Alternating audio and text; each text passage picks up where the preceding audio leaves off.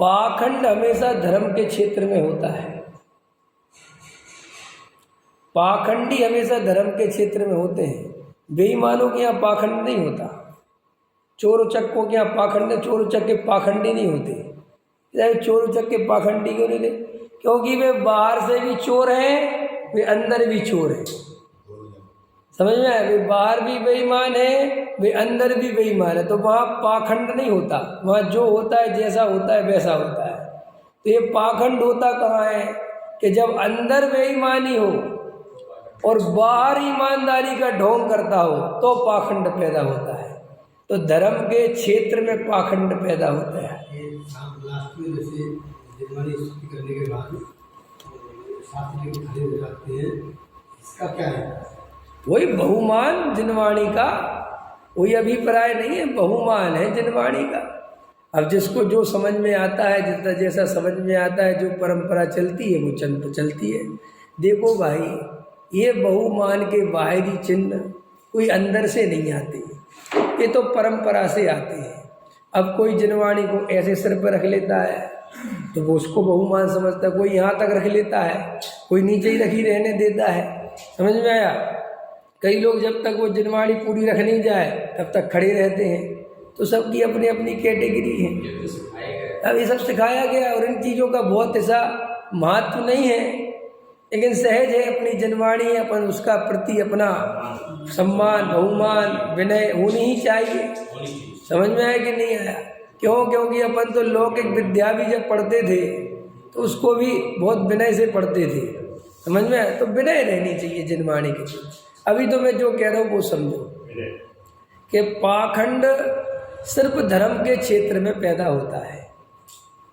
पाखंडी आपको धर्म के क्षेत्र में मिलेंगे, इसलिए पाखंडियों से सावधान रहने की जरूरत भी धर्म के क्षेत्र में है। आप समझ रहे? पकड़ में आ रही कि नहीं? क्योंकि यही है वो मामला गड़बड़। कैसा गड़बड़ है कि यहाँ आदमी बाहर से धार्मिक दिखता है और अंदर से भयंकर अधार्मिक होता है। यहाँ छल कपट बहुत है। देखो भाई, लोक में इतना नहीं है। वो दुकानदार पैठे ही पैसा कमाने है, तुम भी जानते हो असलियत। नहीं समझ में आया? दुकानदार की असलियत जानते हो कि नहीं? दुकानदार कहता है बाबूजी माल 65 रुपये किलो है, या 65 रुपये मीटर है, या 65 रुपये की ये चीज़ है। समझ में आया? तुम कहते भैया 62 लगा लो, 60 लगा। अरे बाबूजी 63 तो मेरे घर आया है। देखो ये बोल रहा था, वो क्या बोल रहा था? 63 तो भाई साहब मेरे घर आया, मैं 2 रुपये से ज़्यादा कमा ही नहीं रहा हूँ। अब देखना मेरी बात। हाँ अभी सुनो। हाँ अरविंद जी तो को जानते ना है, रोज करते ना। और सुनो, वो कह रहा बाबूजी तो रहने दो फिर। अब जब 63 का आया है और मैं 62 में मांग रहा हूँ तो बात ही खत्म हो गई। तो वो कहते रहने दो। अरे सुनो तो यार, अरे वो समझा करो। चलो ऐसा करो, 63 का आया, 63 का ही लगा। अरे बाबूजी मेरे पास पैसे तो 62 का ही लूँगा। तो कहते चलो। अब क्या हुआ? तो देखो ऐसा है, ऐसा करने पर भी ये जो खरीदार है ये समझता है किसने कमाया है। इतने व्यापार उदाहरण के लिए दे रहा, समझ में आया? अब वो 62 में दिया तो देखो दुकानदार पाखंडी। यहाँ कोई पाखंड की बात नहीं है। यहाँ दुकानदार भी समझता है कि व्यापार ऐसे होता है, और ये भी समझता है ग्राहक ये बोलने के लिए बोलते आया तो इसको 55 रुपये का हो। समझ में आया कि नहीं आया? तो जैसे व्यापार आदि में ये सब आपका चलेगा, और वहाँ सामने वाला भी जानता है, करने वाला भी जानता है, बात खत्म हो गई। तो आप दुनिया के किसी भी क्षेत्र में चलोगे, वहाँ का पाखंड सबको पता है, क्योंकि वहाँ आदमी कोई भरोसा नहीं करता। धर्म के क्षेत्र में श्रद्धा संबंधी पाखंड चालू होता है।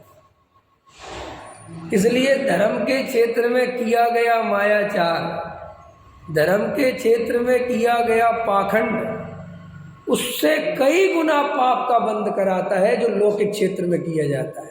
देखो जैसे हमने 62 का लिया, तुमने 63 का जो बोले इसमें क्या है? ठीक है, तुम्हें भी पता है कि हमें 2 पैसे कमाने बैठे, और वो भी जाके कहीं बेच के 2 पैसे कमाएगा। सीधी बात है ना, व्यापार है ना।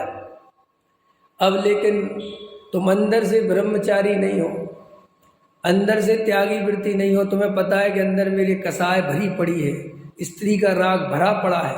समझ में आया कि नहीं आया? मैं ब्रह्मचर्य के योग जो अंदर होना चाहिए वो मेरे है ही नहीं, क्योंकि तुमने शास्त्रों से खुद ही पढ़ लिया है ये सब। समझ में आया? और तुम ही सबसे ज़्यादा जिनवाणी की विनय करवा रहे हो, देव शास्त्रों की भक्ति करा रहे हो, और तुम ही सबसे ज़्यादा अंदर इतना छल कपट है, तो बोलो सबसे बड़ा गुनहगार कौन हुआ? जिनवाणी का सबसे ज़्यादा आगम विरोधी आदमी कौन हुआ? वो ही हुआ, क्योंकि तू ही तो सबसे बड़ा आगम विरोधी है, क्योंकि तू सबसे ज़्यादा आगम विरोध कार्य कर रहा है।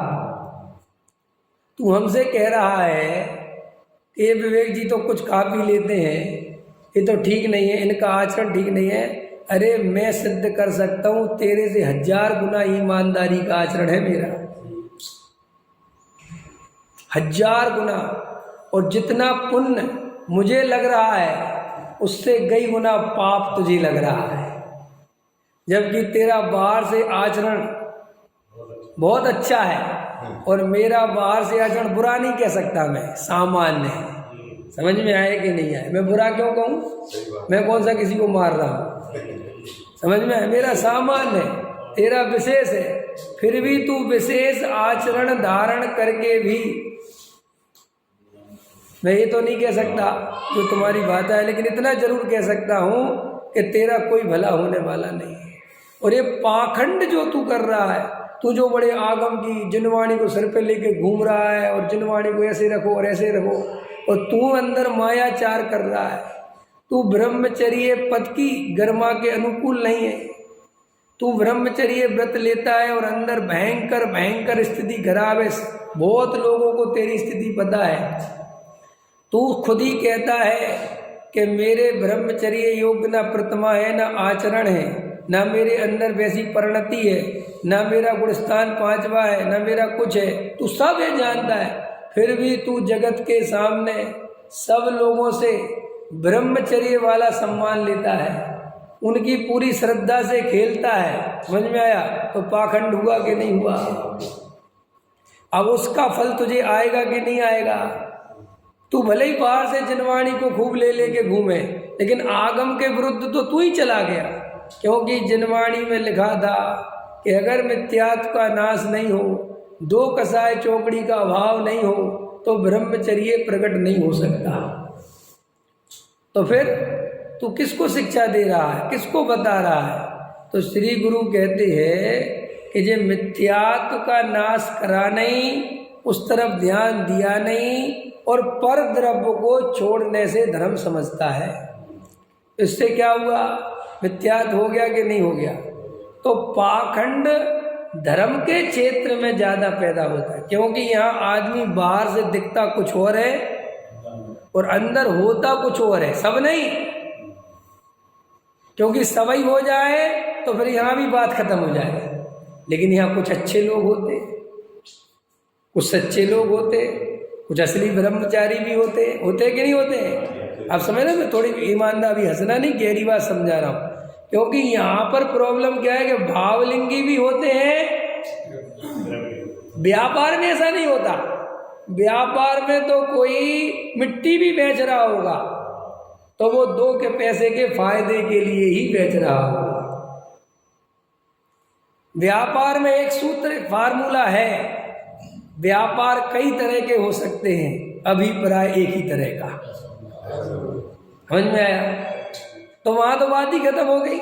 तुम इतने व्यापारियों से अलग अलग, किसी से बर्तन खरीद के लाते हो, किसी से कपड़ा खरीद के लाते हो, किसी से गेहूं खरीद के लाते हो, किसी से किराना खरीद के लाते हो, तो तुम सबको जानते हो ना कि सब पैसा कमाना चाहते हैं, बराबर है। लेकिन धर्म के क्षेत्र में क्या है? असली ब्रह्मचारी भी है और नकली ब्रह्मचारी भी है। असली मुनिराज भी हैं और नकली मुनिराज भी हैं। असली पंडित भी हैं और नकली पंडित भी हैं। और वो तुम्हें पहचान इतनी आ नहीं सकती, क्योंकि बाहर से सब एक जैसे दिखते हैं। तो यहाँ से पाखंड का जन्म होता है।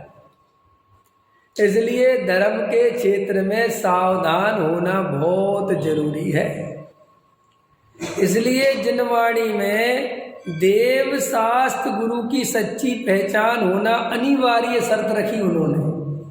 इस पे तुम बहुत ताकत लगाना कि बाहर में सच्चे देव शास्त्र गुरु की पहचान तुम्हें आनी चाहिए।